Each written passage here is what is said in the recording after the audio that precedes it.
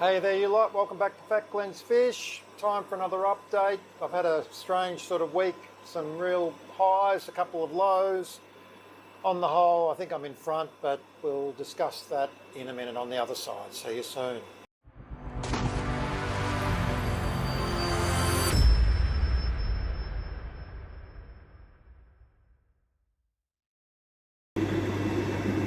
We'll kick off the video with some positive. I want to thank my friends Tom and Kev up in New South Wales for some help with getting some new fish down a week or so ago. One of the species we got in was some new Melanogenes Chatuta black chins. I did have a couple of these. I've spoken about this fish in the past. We've got a big pair in here. Typically sits up on top of the rock as the boy, and Tom helped me out with a dozen or 13 or so juveniles, so they've taken really well, and hopefully we'll get them to catch up to the larger fish now, and I hope I've got some girls in there and we can finally get that fish breeding. I'll come back to that tank with some other news shortly, but we'll continue on with our theme of the new fish. Also from Tom, we got some new Xenotilapia Bathyphilus caquis.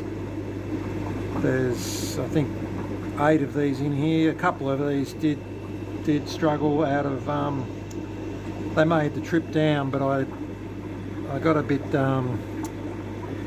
distracted while I was sort of acclimating and whatnot, and didn't notice a couple of them were struggling, so we did lose 2 unfortunately out of the 10 that came, but the other 8 are going quite well in here. They typically sit down the back near the filter, which is a bit hard for filming's sake. From Kev we got some more Sex fasciatus gulls, Neolamprologus Sex fasciatus gulls. I had some of these and Kev helped me out with some more, and got to hand it to him, some big fish in there. They've kind of just schooled up reasonably well, and it's given me enough fish to have a play with. I'd like to try and formulate a pair into a 3-foot tank. But just at the minute we'll let them all tumble along together. I forgot to mention up here, Kev also sent me some Lamprologus colurius megaras.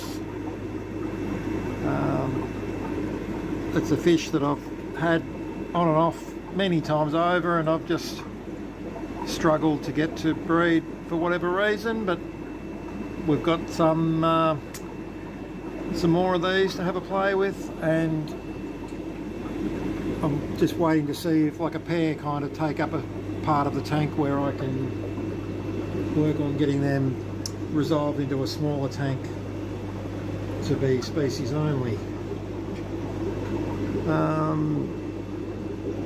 Also got some new Telmatochromis vittatus, which are another Tanganyikan bottom dwelling type, which they're not a Julie and they're not a Neolamprologus, but something a bit akin, I guess. Little pair bonding fish that will substrate spawn, and I've bred these things in the past but not for a number of years, so it's another one I would like to get rolling with again. Pretty cool little fish, nice and peaceful.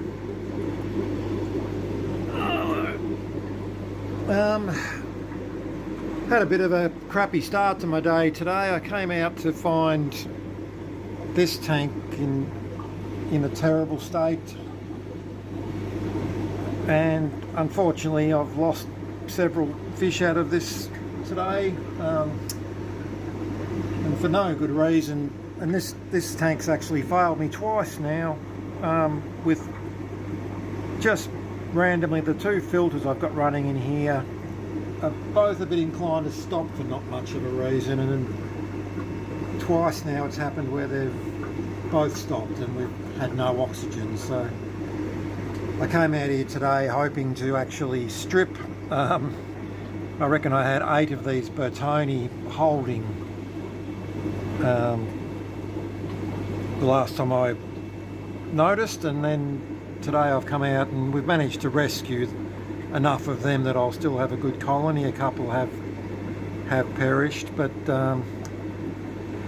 lost pretty much everything else that was in the tank, which was a colony of Lawanda peacocks and a colony of Callichromis macrops. So I have fry from both of those, and I'm back in that phase of having to grow fish out again, which is just a bane of the existence in this hobby. You always feel like you're holding back fish to grow out for your next group instead of being able to sell.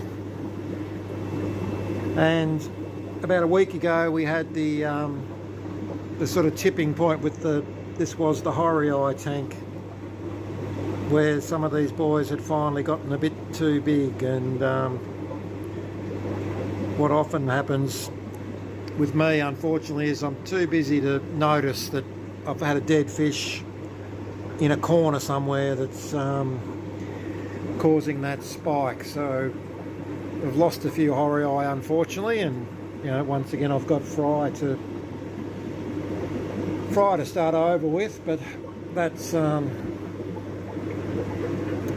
yeah, it's just a shame to always be dropping in and out of a position of advantage. And right now I'm back to kind of having to keep a few of the fish that I've bred for the next colony's sake, rather than for making some money. I've done some work in this tank finally with our Hequi. There's definitely a pair in here. There's 4 fish that I see the male pushing one around and they take up a territory, and then I come back an hour later and there's another fish in the territory. It's doing my head in again, but I've cleaned the tank up and given them all the right salts and minerals, and we'll see how that works. Now, what I've been putting a lot of effort into this week is I've had a lot of fish breeding, which is a nice problem to have, and I've been making up a heap of these fry boxes. This is a DIY job. I did put up a video a year or so back about how I make these. This particular box is slightly different to that other design where there's no gluing involved with this. This is literally sitting there because of that block of polystyrene underneath, and it's just floating, and it's pushed up hard under the cross brace of my tank to keep it in position. And this is driven by one little air uplift down the back, and it drains via the little stainless strainer in the center there. So this allows me to, because I'm breeding so many fish at the moment, I'm forever kind of putting stuff together and thinking, what the hell was it? And now I've got, if I put the basket in the tank, I can identify, well, that's Rusties and Tetrastigma. So my current job is I've bought enough fittings to try and get a basket into each of my grow out, my breeding tanks, and that's kind of where we're rolling. Little ACI and Stevani Easterns in there. So I'm sort of covered with plastic as we speak. I've been drilling holes and tidying up, and it's rewarding to kind of sort my crap out, basically. I didn't get as far along today as I'd hoped because I've been a bit busy dealing with that nasty tank. I did the Frontosa tank earlier in the week, and we got a nice little batch of new Fronnies, which is cool. And what was exciting is I finally stripped a Nasuta. This is the Nasuta Capillis. That's my dominant boy there. Unfortunately, I sort of went against my better judgment and went too soon, and I got 25 eggs, which was great, and they were definitely fertile, but I think I thought she'd been holding for at least 5 days, but I think maybe it was only a couple of days, and so the eggs were just a bit too delicate, and I've ruined them.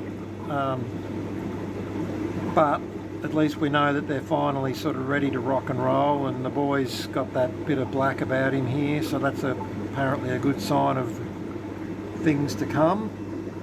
And I'm not even sure whether he might have knocked up one of the females since I've put them over here. There was definitely one being a bit weird when I fed today, so hopefully that will mean that I get a second go at that and I can do a better job of being patient. We have had a good week with our DeWinty tank. We've got a male DeWinty there, kind of loitering above his pit, his bower. I stripped 3 this week, so we've got a basket up top there of not millions, but it's a start. DeWinty back in stock, so I do like breeding my tangs, and it's nice to have bred a couple of those after a long time out. I'm hoping these gold comps might be doing something shortly too. They're I think they're big enough to be breeding, and we've had some success next door with gold head comps, which I've got a few up here in this little basket. And next door we've got our box of Nevochromis Chrysogaster in one of my new fry tubs. I want to get away from these boxes. As good as they are in some circumstances, they invariably let me down with suction cups slipping eventually, and I've lost a few nice fish recently because of that. We've had a win this week with our this is the Ventralis Chituta variant, so we've got a lovely boy down this end of the tank. He's the dominant breeder in the tank. I stripped probably 4 or 5 of these a couple of days ago, so we've got some babies in our box added to some from about a month ago, and we've got a tumbler bopping away here. And the other thing I'm just keen to look at is how these Gnathochromis are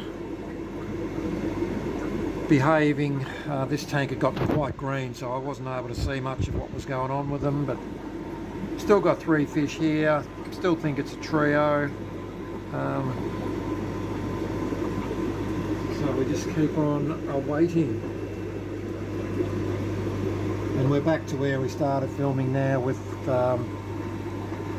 similar success in this tank with the Silver Streak Ventralis, the Mapimbuis. We produced a mouthful or 2 in the tumbler, and I've got a nice box up top here with good numbers in. So finally got these things rolling after a long period, and it just came down in the end. I wasn't doing anything wrong with my water or my food. It was just literally the ratio was no good, and often the case with fish. So they don't breed until you take out a few males, and then away we go. And back up here to the Fronny tank, where we produced 100 or so of these this go around as well. And this is where those Nasuta were housed. Everyone's just pretty chill up here, so it's looking kind of nice. And yeah, I've got mess everywhere. These are the bits and bobs that go to making these boxes up. I've got boxes down here that I've got to drill. I've got a tank up here with yellows to get to and blue otters. There's lots of fish breeding at the moment, and I think I sort of caught the Venustus in the corner here before, floating around as well. So still busy. Hopefully might have a little announcement in the next video about sending some fish out to a store in Sydney, and if you're in the area up there where you can go to maybe buy some of my stuff. I think we'll be sending out a heap of these couple of tanks here, the multitudes of marble peacocks and strawberries, and we've got frontoses and red empress in there, and hopefully some nice Tanganyikans as well. But I will keep that one under my hat until the order is confirmed, but I think it's going to happen. So that's nice, because there's a lot of fish here that need to be in other people's tanks for the good of the hobby. Rightio, I'm going to call that a wrap, and I'll see you in the next one. Thanks for watching.